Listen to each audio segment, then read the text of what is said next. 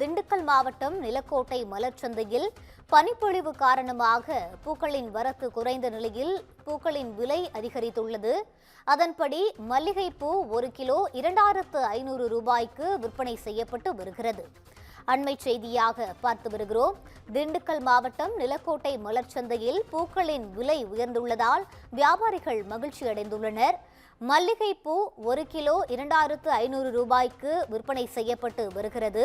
புத்தாண்டு பிறப்பை முன்னிட்டு Singapore, Malaysia, Dubai, Saudi Arabia உள்ளிட்ட நாடுகளுக்கும் பூ ஏற்றுமதி செய்யப்பட்டு வருகிறது. பூக்களின் விலை உயர்வால் வியாபாரிகள் மகிழ்ச்சி அடைந்துள்ளனர். இதுகுறித்த கூடுதல் விவரங்களை வழங்குவதற்காக எமது செய்தியாளர் வசந்த் இணைப்பில் இருக்கிறார். வணக்கம் வசந்த், முழு விவரங்களை பதிவு.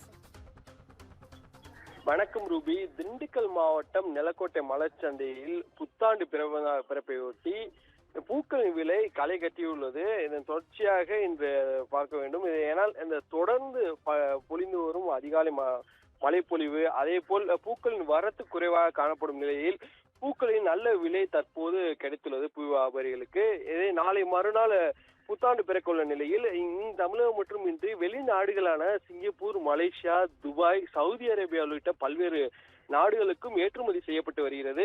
இதில் முதல் தர மல்லிகை பூக்களுக்கு மட்டும் கடும் கிராக்கியானது தற்போது சந்தையில் ஏற்பட்டுள்ளது. 1 கிலோவுக்கான மல்லிகை பூவின் விலை 2500 ரூபாய் வரை விற்பனை செய்யப்படுகிறது. இதனைத் தொடர்ந்து விவசாயிகள் உள்ளூர் விற்பனைக்காக கொண்டு செல்லப்படும் மல்லிகை பூவின் விலை 1500 முதல் 1800 ரூபாய் வரை அந்த உள்ளூரில் இருக்கக்கூடிய விவசாயிகளுக்கு தற்போது கிடைத்துள்ளது. இதே போல் முல்லைப்பூவானது 1 கிலோவானது 900 ரூபாய் வரை, அதே போல் பிச்சிப்பூவுக்கு 700 ரூபாய் வரை விற்பனை செய்யப்படுகிறது. இதே போல் இந்த பூ, ரோஜா பூ, சமங்கி உள்ளிட்ட பூவுக்கும் தற்போது நல்ல விலை கிடைத்துள்ளது.